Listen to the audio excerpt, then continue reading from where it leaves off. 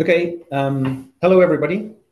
My name is Rostislav Benák and I would love to welcome you to another Assessment Systems Human Capital webinar.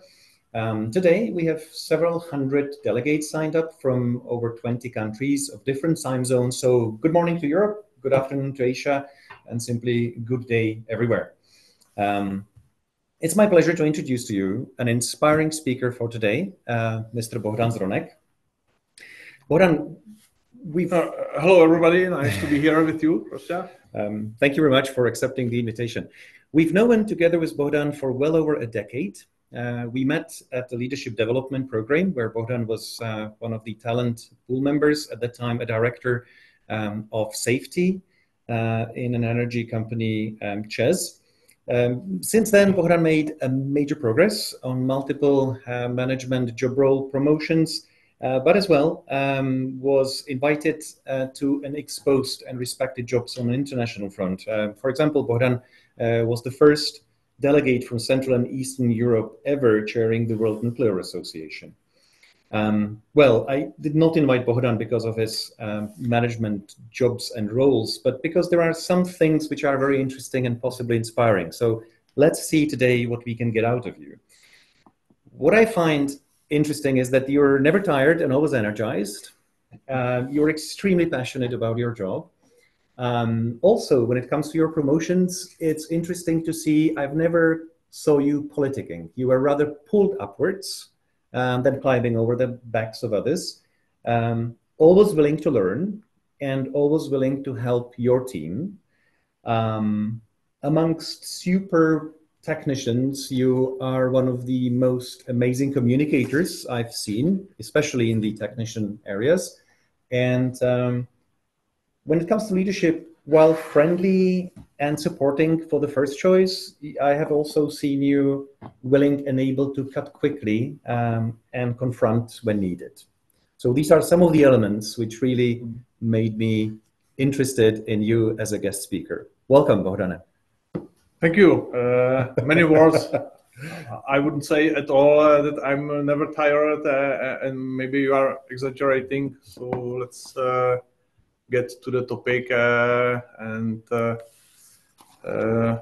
discuss these leadership issues and how to get somewhere we would like to, somewhere where is our vision to be. Perfect. Okay, you mentioned many things, and even if so, I still keep asking many questions like why?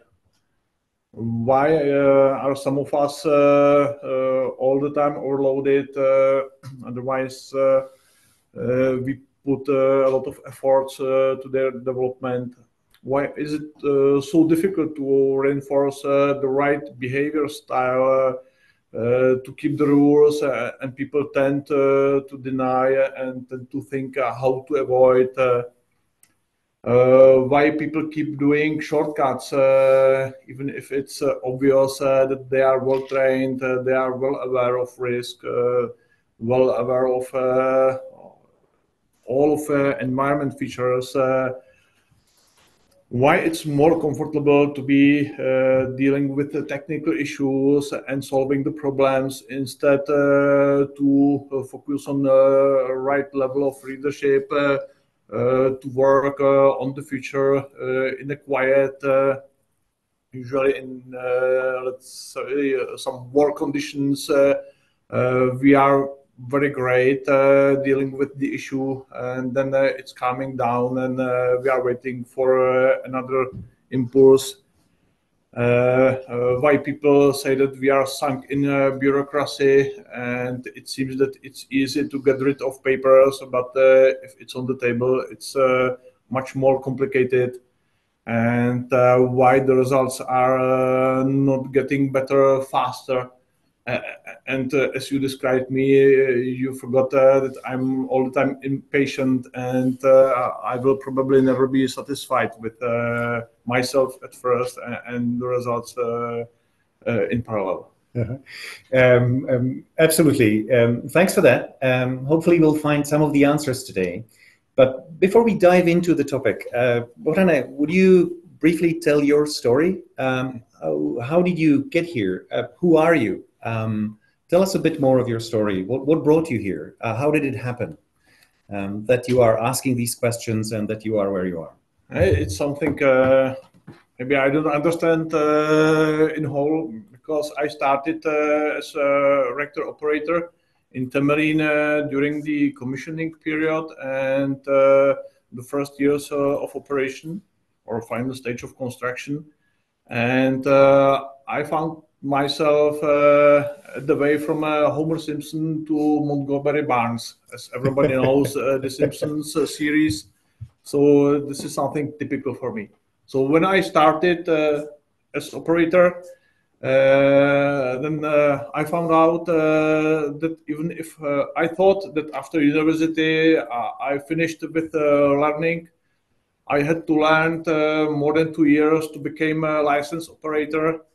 And then when I thought that I'm aware of everything, I found out that I have to start learning everything else and many subjects at the sides. And this is never-ending story. So it was my start. So from learning to learning. From learning to learning. Then I found out that to operate a nuclear station is not only to push the buttons as we remember Homer Simpson and be brave in it. It's also about the people. So we have to deal with the human side of our beings. You have to be dealing with materials and material condition. You have to be dealing with maintenance. And if maintenance, then also with contractors. Then a very strong part of the nuclear business is the project. So we have to be dealing with project and also with the regulatory affairs. So it's very complex issue and we have to be aware of. And then there are many, let's say, cross-functional areas. This picture is from the first reactor startup when we went to the critical state with the reactor, and usually there are 4 people in control room, and suddenly there were 70 plus, and you have to keep the conditions and how to be quiet. We have been dealing with nuclear fuel deliveries. We have been dealing with post-Fukushima accident improvements.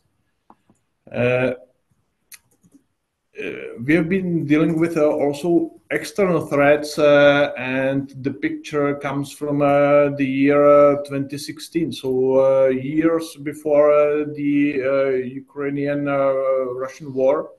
And at the time, we told ourselves, okay, we are looking inside, but look outside on the external risks, and we have to protect the sites against these hazards. So it's anti-aircraft defense training at Temelín site.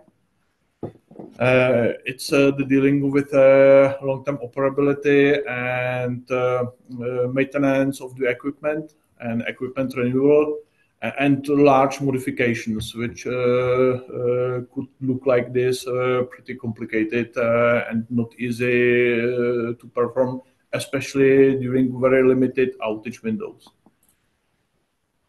So we are back at this very complicated subject, and in this environment I went pretty fast through operations like operator till the position of unit shift supervisor and plant shift supervisor. It was the time after Temelín commissioning, so it was very fast, especially switching from Unit 1 to Unit 2. So it was the opportunity to learn a lot. It was the opportunity to touch the equipment before loading fuel. So it's something which will never happen to any of our successors. And then I became an operations manager, and I started to be dealing with people. So I just mentioned that I learned that it's necessary to be learning all the time. I started to be dealing with the question if it's the better to have the stars and the very best technicians, or if it's better to have the team and you have to be looking for balance. I found out that even if so, you still need to have old practitioners who know how to do it and why. And it led me to the issue of knowledge management, how to transfer knowledge from these old practitioners to the young people and to new entrants, and how to hand over in an efficient way. So it's really a question. And then if you look at operation only, on one side, it could be very easy, full power operation, very quiet, waiting for some error. But on the other hand, then you have to react very precisely and very fast just to prevent the development. The operators are not sitting to save the world. They are sitting there to save the operations and the material conditions, because the safety systems are very independent and they don't ask you. But it's much better to do it on your own before the safety system are being activated. And then there are the outages and huge workload and let's say huge mess and number of interactions and adrenaline. But it's also a huge experience for everybody. So at that time, I decided if to promote somebody for the higher positions, he has to experience at least 2 outages at the position.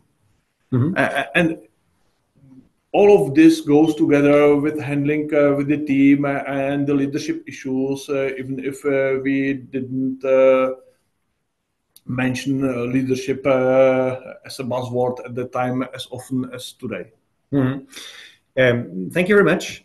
So it ultimately goes back to leadership, no matter how technology extensive area you're in. When there are human people, when there are human beings, it goes back to leadership.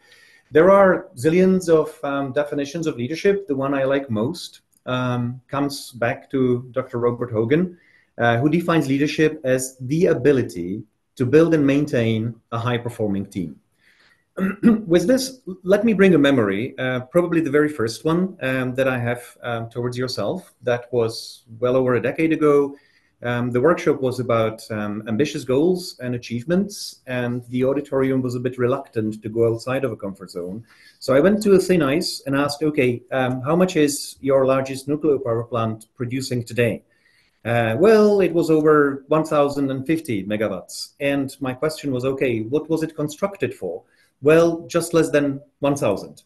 So we were at being capable to exceed the originally believed maximum targets and go even beyond while maintaining it safe and operational. So that's actually an example of well-performing team at that time. Yeah, and it's the example a few years ago, because at the time it was 1,050. And now the achievable output power is 1,086. And during the winter conditions with high efficiency, we operate over 1,100. So it was something we didn't thought about before. But as we have more and more instruments and knowledge regarding the equipment and regarding our being, the target is moving. So do you please have more examples of when your teams were ultimately successful beyond expectation or maybe beyond industry benchmarks? And how did you manage that performance? How do you achieve it? I remember myself when I returned to Temelin site as a plant director. It was for me something like coming back home to a very well-known environment. And what surprised me the second day at the director's position was, okay, there is the outage, which is scheduled for 48 days. and we are supposed to change the turbine, but the schedule to change turbine was for 62. So we started to be dealing with the issue how to get 62 into 48. And I remember that we spent a number of weeks dealing with the contractors and the top managers without any results. So at the end of the day, we discussed with my maintenance manager, who is, by the way, current Temelín director, how to deal with this, and we agreed that it's necessary to ask the lowest level managers, the foremen, to discuss very openly. So we invited them to the pub to do barbecue and have a beer. Uh-huh. And so I believe that every single day of a delay, and you had 20 days difference, would cause a couple million on net profit. So the top management strategic issue, you started dealing from the very bottom part and dealing with an ordinary people, direct interaction and human approach. How did you do it? How did they react to big boss coming back to them and asking them, save our life, make it much better? It was amazing for us because there were no results from almost 3 months of discussions at the top management level. And we asked people, they were hesitating a little bit, but then they started to speak with us very openly. Mm-hmm. And we very soon agreed that we will try it. Mm-hmm. And we told them, okay, if we will see that you are working 24/7, you are doing your best, and even if so, you will not be doing any shortcuts. Everything should be high quality for the first time. We will accept the delay, but let's try it. And they promised, and finally, turbine people told us, okay, we would be fine, but the generator people are in clash with the crane. Uh-huh. The generator people told us the same story in the opposite way. So I promised them, okay, so we will shift handover by 1 hour to share the crane. Uh-huh. We will coordinate the use of the crane at the turbine hall.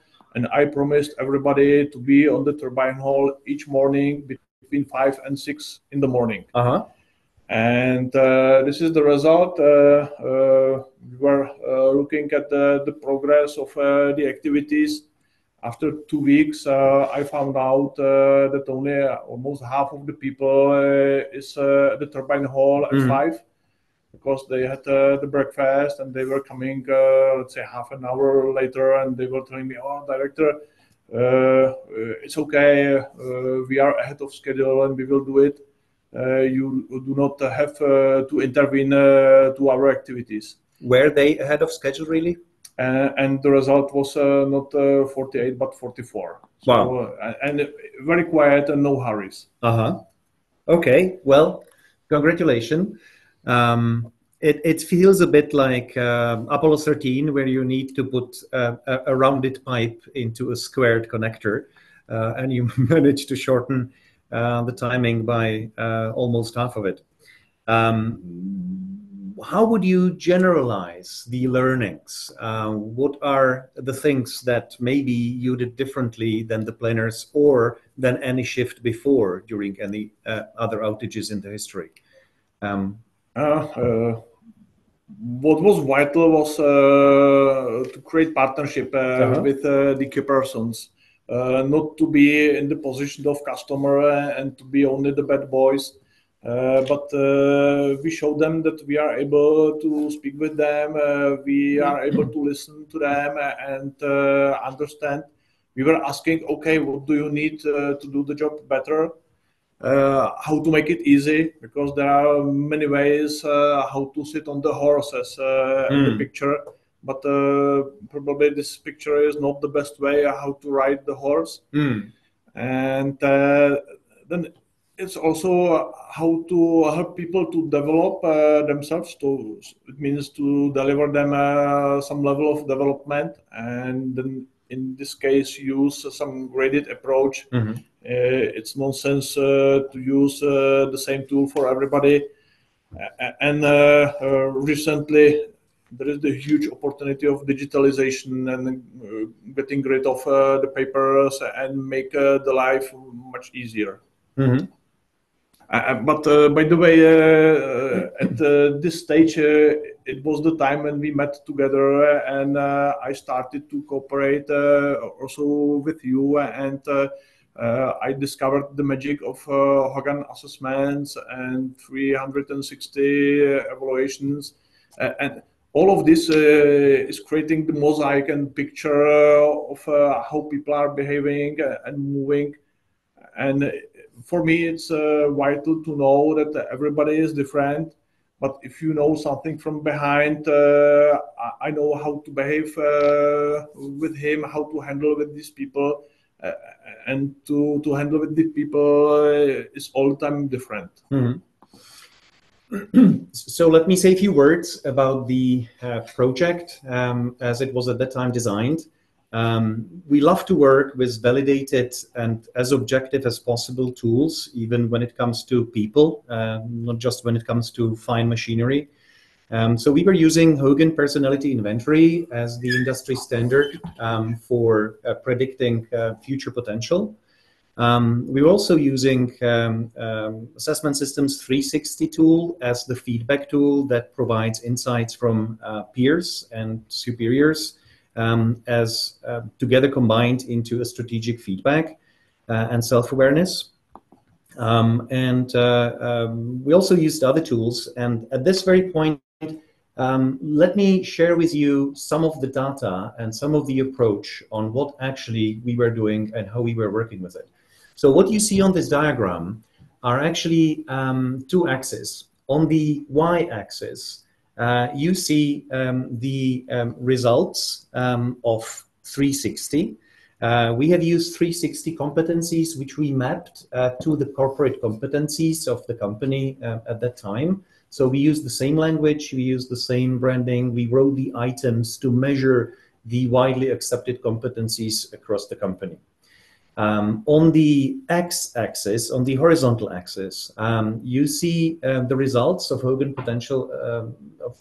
Personality Inventory, HPI, which we mapped primary scales and subscales into the competencies of the company as well. So we made a mapping of personality results into the corporate competencies as a predictor of a future success, how people would be capable to achieve those competencies in real life. And we actually plotted both to this diagram. So what you see here are the dots of people who, by the y-axis, are assessed by other colleagues in how well they are achieving their competencies. We summarized all the competencies together and made them into the percentile scores. And on the x-axis, you see how we plotted the same people in terms of their potential to achieve those competencies. So looking at the quadrant, you actually see 4 of them, and each of the quadrant is distinctly different with a different group of people. So what you like most is the top right corner, which is actually the people who are high potentials as well as high performers, if we take potential as measured by Hogan Personality Inventory and high performance as measured by 360. So these are the people who are ready to move on, who are ready to be the future stars, and who are ready to be built up in. But at the same time, you know, if you don't offer these people some of the future abilities, they might be willing to leave the company for seeking opportunities elsewhere. By the way, Bohdan, you are one of those dots over there in the right top corner. And quite honestly speaking, I don't know which one. But thanks for mentioning this at the moment, but I was not aware of a few years ago. Yes, that's true. But let's have a look at the other quadrants as well. If you look at the bottom right quadrant, these are people who are having high potential, but they are not yet performing that well. Well, when we studied more, we learned there are two subgroups in the bottom right quadrant. The bottom right quadrant was either sourced by people who have been long serving, often even pre-pension age, often directors of power plants somewhere in a periphery, who have been knowing their power plant, screw to screw, piece to piece, but they have not been promoted for 30 years since they became directors over there. Maybe they did not get enough development opportunities before. Maybe they were not challenged enough. Maybe they lived in a comfort zone. So they had a great potential, but not yet been perceived as the stars by others. There was also a second subgroup. And these were, when we analyzed it, people who were freshly promoted. So obviously, people who were promoted correctly based on the high potential level, and maybe have not yet grown into the position at that very short term after the promotion. Many people in HR love to develop everyone, but actually the real quadrant for development is the bottom right quadrant. The high potential and low performance quadrant is the target group for development. The top right quadrant is the target group for promotion, or maybe future talent program, or maybe future people reserve. The top left quadrant are actually people who've got somewhat lower potential, but they are highly regarded by their colleagues. So maybe let me ask a question to the HR professionals on the call here. What would you do with them? They're not the future stars. As I just mentioned, they may not be necessarily the target group for development because the potential may not necessarily be the highest over there. And if you need to prioritize your budget, you simply need to prioritize your budget. Well, then this group is probably the most benefiting from retention steps and from retention programs. So maybe give them a little bit more of the remuneration to make sure they stay because they are highly performing, and maybe rather invest development into the other group. Last but not least, the bottom left quadrant, which is low potential and low performance. Well, these are candidates to be replaced. And indeed, it's the least populated quadrant because many people, or some of the people, the original population was about 100, have left, and those who have left have been leaving typically from this particular quadrant. So that's an example of how a strategic human capital management could look like, and how we could be looking into the HR analytics and how to work with particular people in the target group.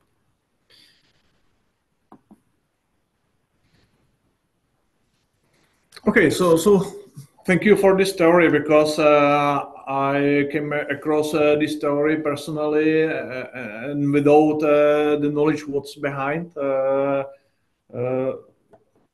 I remember sitting at the head of operations. It was nice to hear all of these management theories and development potentials. And at the time, I was telling myself, it's fine and nice to hear. And maybe also nice to have, because I had 100 of licensed operators and supervisors, and it's very difficult to handle with these people, get rid of some of them and bring new ones. On the other hand, now I know that it's possible, and it's necessary to be dealing with this very specific group as with the other standard group, speaking about their human part and development. So it was my, let's say, coming to position of Montgomery Barnes, so be very distant of people, dealing with people. And I became the head of safety branch at the former generation division. At the time, very close after Fukushima accident, dealing with a national action plan, dealing with regulators and many international activities, which started a little bit before, but it was accelerated during this time. So it was some kind of crisis management. And when I started to be at least a little bit satisfied that we did the redesign of safety branch, and I was looking for enjoying the results of my job. It was another challenge to go back to Temelín to be dealing with turbine replacement, and then many other technical issues. And again, when I started to be looking for the results of my job in Temelín, I was appointed as Chief Nuclear Officer, and I had the chance and great opportunity to create nuclear division from scratch because it was something very new in my company. So I started to be dealing with HR and psychology issues. I had to be dealing with diplomacy issues, not only internally, but also externally with the regulator, with international bodies, with ministries who are partners for us.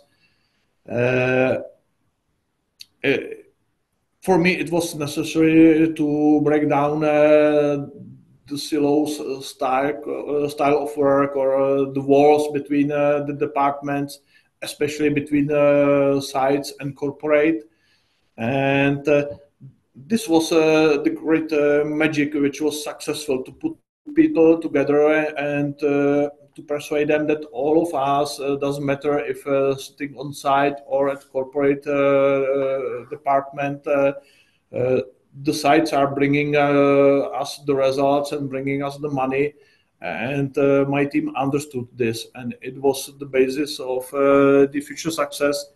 It's necessary to keep big picture, not to be sunk in day-to-day business in details, and especially in the nuclear business when we hire usually good technicians with very specific characteristics. Probably Rostya could tell stories about this. And suddenly we are choosing the best technicians and waiting them to be the best leaders, and it suddenly doesn't work. So we have to bear in our minds this item. I cannot be saying that because of GDPR and privacy statements, but yes, you are completely right. It's sometimes extremely difficult when typically companies are promoting the best performers into management roles, which sometimes may end up in promoting and getting a relatively average leader and losing an absolutely perfect performer. And that's why it's actually better to be looking at different things as well than just performance. Thank you. So all of this is providing us the power and the tools to realize our visions, and if to realize the vision and to go somewhere which is a mid-term or long-term goal, it's very vital to be able to bring also the quick wins, because if the way is so long, then people are losing their motivation if you are not showing them the short-term results. And very specific issue is to be sitting at the board of directors with very specific responsibilities, not only legal responsibilities, but again, it was incredible learning, and still the more I know, that I don't know. And this is amazing humbleness. Thank you very much. And as Rostya mentioned, this human part of the business,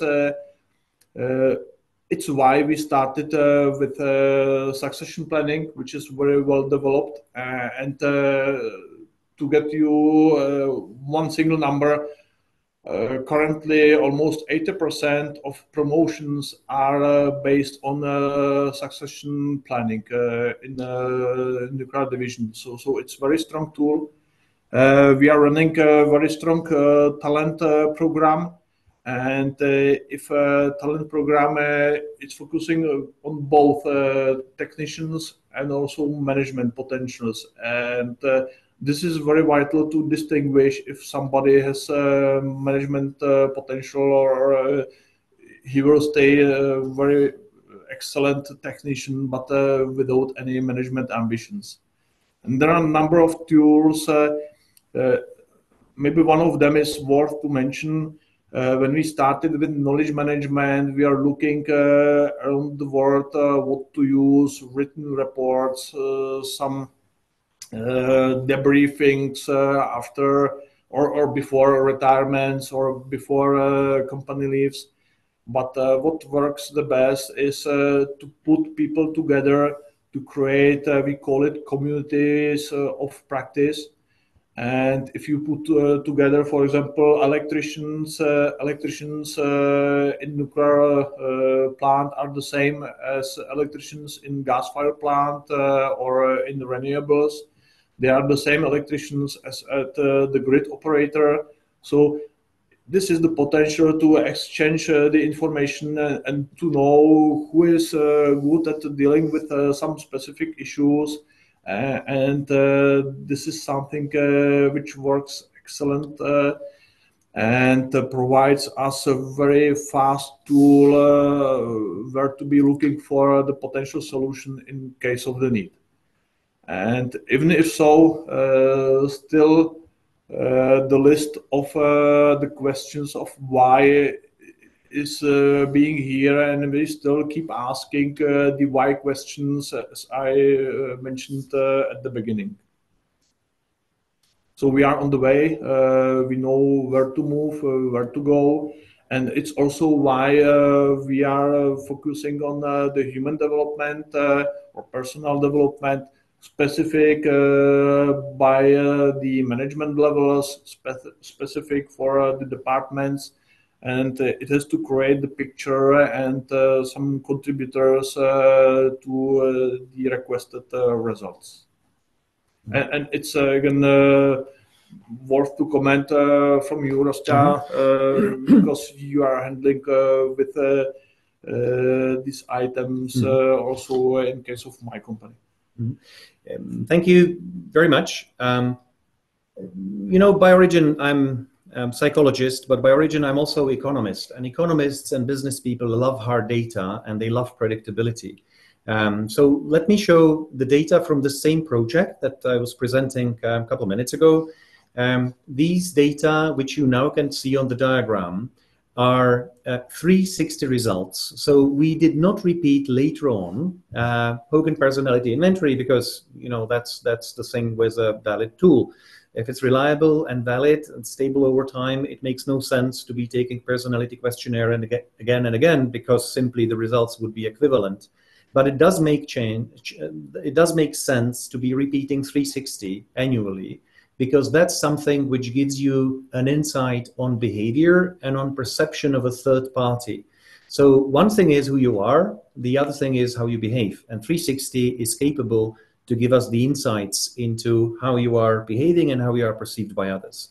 So if you look at the diagram, the x-axis, the horizontal axis, are again aggregated results of over 360 competencies of the people, of all the management development program participants in the first year. And on the vertical axis, on the y-axis, there are results of the second year. So if you look at the line which is separating the two groups, you would see that those who are above the regression curve are the people who have actually improved year on year, because in year two they had average results higher as seen by others than those who are below the curve, who had results relatively worse as seen by others. Of course, this is relative data. Just like in Tour de France, you have a peloton of wonderful cyclists, and even if the whole peloton is cycling faster, you still have some people who are relatively faster than the peloton, and they may win. And you may have excellent cyclists who are even speeding up with peloton, but still end up at the end. So these results are relative. Some of the talent program participants have been cycling faster than others, and therefore they are above the curve. So we started analytics and we were sifting through the data. We were analyzing incomes and outcomes, and we were trying to identify all possible parameters and all possible data that would give us insight into what was behind the learning and faster growth of some of the participants than the growth of the other participants. What you can see right here is a very simple thing. After the first strategic self-awareness session with Hogan personality inventory and 360 assessment, some of the all participants were offered a feedback session, and only some of them actually have decided to take it. So we found that those people who have decided to take a feedback session with an external coach on their results of 360 and Hogan assessments, which is the upper line, have improved significantly more than the people who did not take a feedback session. We are not talking here about improvement in terms of my personal self-assessment or my feelings. No, we are talking here about aggregated data of a third-party observation. This is excluding my self-assessment. These data were only containing the third-party evaluation, which means your peers, your superiors, your subordinates. And maybe I would like to highlight that not only the evaluation itself, the numbers, but also the comments are vital for the feedback. And this is something which is pushing people forward and providing them ability to understand where they are and why they are evaluated by these numbers at the beginning. Absolutely. Feedback is a gift. Sometimes you may get a gift that you don't enjoy at the very moment, but it still might be one of the most useful gifts you would be getting. If an emperor is naked, unless you are told, you may never dress up properly. And if you look at the numbers, then the correlation of 1 single hour of a feedback session with an improvement by 360 reassessment 12 months later, 12 months after the feedback session, is actually 0.26 on a P-level below 5%, which is a massive ROI, return on investment, of a single one coaching feedback session.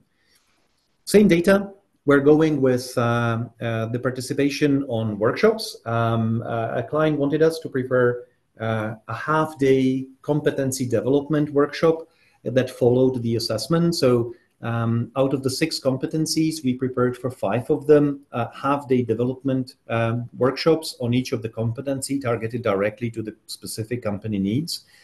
And again, if we look at these statistics, those who have participated on 2 or more competency workshops have again improved with a correlation of 0.26 a year later as assessed by a third-party colleagues. No self-assessment, no feelings, just accumulated assessment of others. If we actually combine both impacts, you would see even more massive impact. So on the chart here, you would see the very left part, that's a relative deterioration of the people who had no feedback and no workshops, or actually, maximum 1 of the competency workshops. The second column is actually those who took the feedback but did not go to 2 or more workshops. A third column is they had no feedback but 2 and more workshops. And the last column is if you had 1 hour feedback and 2 or more, up to 5, half-day workshops, as measured by a 360 assessment of the third-party people a year later. By the way, this is a massive correlation combined, 0.34 on a P-level smaller than 3%. By the way, those participants who might be from a medical area may know that this is actually a bigger validity and bigger impact than Viagra may have on what it is supposed to be doing, or even painkillers. So if you take painkiller, whatever pink pill you like to take, the probability as measured objectively on improvement of the pain is actually smaller than the 0.34, and it's still perceived as a very valid tool. The last point is actually just a correlation on the improvement and one of the Hogan personality inventory scales, which is actually interesting. So we have managed to validate the tool itself. It does work. A scale called the running approach is actually really correlating with how people were able to learn. So this was what was happening on the people side. And Bohdan, I understand you prepared some data on how it's actually looking on the corporate and output side. Everything is starting at the people and humans. So these are the real results.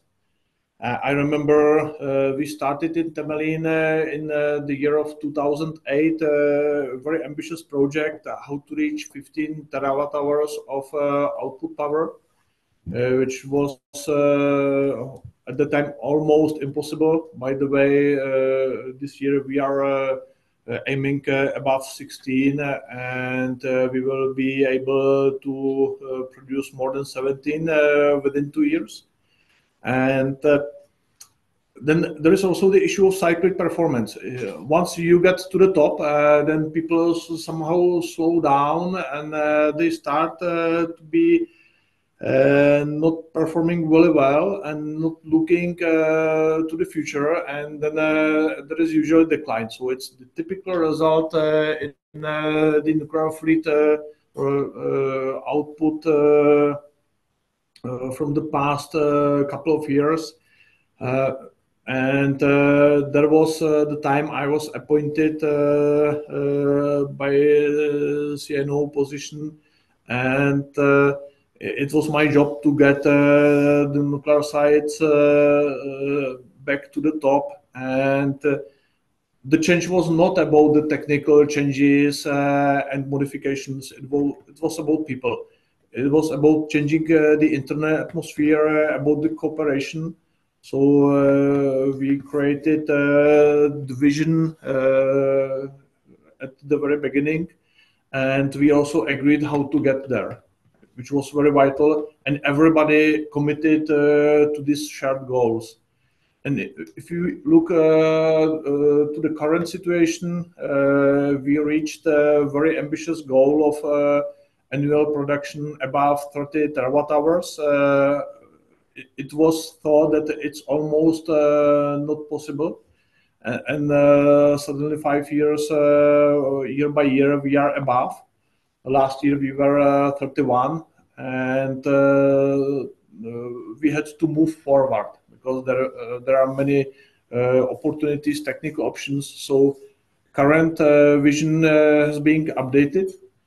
We agreed on the goal to produce more than 32 terawatt hours a year. We agreed to head towards 60, let's say, plus of years of operation. It means long-term operation. Because 5 years ago, we were discussing if to operate for 40, 50, maybe more. Now 60 is definitely the minimum goal, and we are looking forward. As by the way, all of us will be heading to life after 60. And the basis for reaching the goals is to keep the safety and quality requirements. And if we keep these key inputs, key elements, then the results are on the table here without any complications. So it's necessary to have the vision and to know what to focus on. So these are these main pillars. And what was a huge change between the time 6 years ago and now was when we were discussing with the top and the middle management people. At the end of the day, we had the panel discussions, and I expected that the directors will explain how to get there to the mid-level managers. And we will succeed to answer maybe 4 questions. And then they took the microphones and they were telling us what is necessary to do to get to the goal. And it seems much easier than it used to be 6 years ago, even if it's very ambitious. So to involve people is very vital. And these are my key takeaways. It's vital and necessary to motivate people. And it's different person by person. For some people, it could work to provide money or some rewards, but it's a very short-term result. Usually, the motivation which works is to provide freedom to delegate on people and let them do the job, because they usually do the job much better than we do. So for me, it was the best what I did in my past to get the best people around myself. Everybody could do my job, without any problems, and they are delivering something incredible I even didn't thought about. This reminds me actually of a favorite quote of Bob Hogan, who likes to quote these sports coaches when they are asked, how do you motivate your best team? Well, one at a time. It's different for each of the persons, just like you said. Sorry for stepping in, but I thought it's nicely matching the other wisdom out there. And it goes together with the other point, the chance will come. You never know when it will be. So be ready for this moment, and if this moment will come, then you will probably won't feel to be 100% ready. And then it's necessary to stay on the ground to be able to take the chance. But to be also self-correcting and real to yourself, and sometimes it's worth to say, okay, this is too much, and it's not the right time to do it at this moment, because the biggest failure is to get somewhere and then not to be able to do the job, and what's more, then people usually insist to stay there, and it's painful for everybody. Mm-hmm. Again, what I commented, it's usually looking for the balance between the freedom and responsibility, between the freedom and delegation of almost everything, and proper style of supervision, because it's not the clash, it has to be very well balanced. Usually any kind of challenges or troubles is also the opportunity for the progress and enabler to move forward. And in this regard, it's a huge difference between be lucky and be competent. So you may be lucky to go through some issues, but it's very volatile and not repeatable. If you are competent enough and you have a strong team, you will go through any challenges much stronger and much more competent. You probably don't want to be lucky while working in nuclear power production. You definitely want to be prepared rather than lucky. Absolutely. There is no space to be lucky. We have to be very well confident of the equipment and everything we are doing. We have to play the worst case scenarios, be ready for the worst progress, and be ready to respond. And also the team is vital. And in this regard, even if you have a superstar, which is excellent and difficult to imagine to be without, if this person is toxic for the team, it's much better to get rid of these stars, and the team will progress much better than with these toxic persons. And again, I found myself on the way from democracy to slavery, moving more and more further. In some occasions, too much democracy is harmful, and you are losing. But again, you have to be able to be looking for the right balance, if be more liberal or more dictator. And it's also case by case dependent on the current situation. And what is vital, so last but not least, we have to know your vision, your strategy, how to get there. And I was surprising my people at the very beginning when I asked them during the annual assessment, okay, tell me 3 easy things. Where are you now? Where are you heading to? Where would you like to be within 3-5 years? And what do you need to help with this from my side? And they were very, very surprised that it's not the chart and structure and a lot of data. These are very 3 easy things, but it works. Yeah. Bohdana, thank you very much for sharing things from your own kitchen. Thanks for composing together your takeaways as a recipe for others, which they may get inspired by on their own way to success or on their way of managing their teams. But there is also something which I like to quote.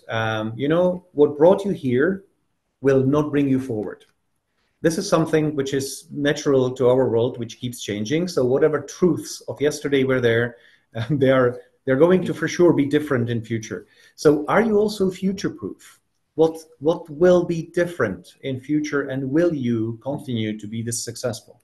It's a question. What does it mean to be future-proof? For me, it's about how to play different scenarios, how to be leading from the future, how to be ready for the worst case scenarios in any occasion, any time. And what I would like to highlight, it's again the human part of our business. We have to understand young people, we have to understand millennials and the generation, because they have different worries and different expectations than we had. So it's our business to be able to tell with them using their languages, to be able to offer them something they expect. And if we succeed in this, we will succeed with ourselves. And I remember when we were discussing with our talents, they told us we don't want to be as full as you did during your site commissioning. So it was the time when we understood that it's us we has to change and not the others. By the way, how did you feel being called by one of the possible future talents, and definitely a targeted candidate for your company, to be called a moron or a fool for how you worked a couple decades ago? What was the feeling and message and understanding to you about the new generations and future leaders? It was amazing. Again, the time is different, the lifestyle is different than we did. So it's necessary to be able to respond to these needs and expectations, and then at the end of the day, we have to look at the 8 horsemen, and it should look like at the picture. Usually 8 people are rowing, and one is the leader of the ship, giving them the directions. Not the opposite way. So this is the style we are supposed to go forward. Bohdana, thank you very much. The time right now is going to be soon ending, yet we have some questions from the delegates. There is a question, let me read it for you. What is the most important thing that separates leadership from nuclear leadership? I do not distinguish. You don't distinguish? It's usually a buzzword. I remember the discussion, safety culture and nuclear safety culture, because at the IAEA level there was such kind of discussion, and I told them, okay, so we are dealing for more than 20 years with safety culture, and if it's a difficult issue, then we are branded into nuclear safety culture, and we may start again. Only difference is to be very well aware of the technology we operate. So this self-awareness has to be much stronger, maybe than in some other businesses, but not all of them. Aircraft industry is probably the same story. Yep. Well, I'm external, and therefore my opinion matters here much less. But from an external perspective, I would probably name safety as the one thing that from external perspective comes onto my mind. I understand that in many other businesses, the level of calculated risk is typically above zero. And I understand, as I know you in detail in your industry, it's way below zero probability when it comes to calculated risk. But that's an outsider perspective. Unless otherwise, I completely sign up to what you've mentioned. From as long as there are human beings the way we are, and we have been for thousands of years, and we will probably be, leadership will remain the same. From my perspective, that's about leading the team, no matter where it is. Some spice may get different in each kitchen, but it's the same. Yeah, and it is the basis, because you can have the best technology, but if people fail, then it will create very bad stories. And we do not have to stay only at nuclear business. Yep. You can look at, for example, Challenger spaceship accident. Yes, or Columbia. Example. That was completely human thing, not a technology thing. Right. And as you mentioned, aviation industry, I can only confirm the same stories from clients in that area, that if there are mistakes, they are typically human, not technology. Thank you so much. Unfortunately, the time is up. We may have more questions, but with respect to other participants and the planned timing, I would love to thank you very much, Bohdana. Yeah, it was my pleasure. For agreeing to share your rather unique story, and also allowing us to enter your kitchen of what are the recipes that you're using to cook the success of yourself, as well as your team, as well as your company. I would probably say, not only as a joke, that since you're providing this safe and clean as well as efficient energy, I may actually decide after today to buy a few more shares of your company, and maybe out of the participants you get a few more shareholders. Thanks for inspiration. Very highly welcomed, and let me wish all delegates a great day. And maybe, Bohdana, final words for yourself if you want to share any more. Okay, thank you for your comments. I would highlight that it's only inspiration. We are not repeatable in different situations. There are different tools which work and doesn't work. And it's only the issue how to choose the best tool, how to choose the right people to be around. And then even if you succeed to choose the best team, it's getting older, and then it has to be refreshed. Also the management rotation. So it's a never-ending story. You will never be done, and we will never be perfect. Okay. Once again, cordially, thank you very much. Goodbye to our delegates, wherever you are. Enjoy your inspiration. Have a great day. Okay, have a nice day. Soon again. Bye-bye.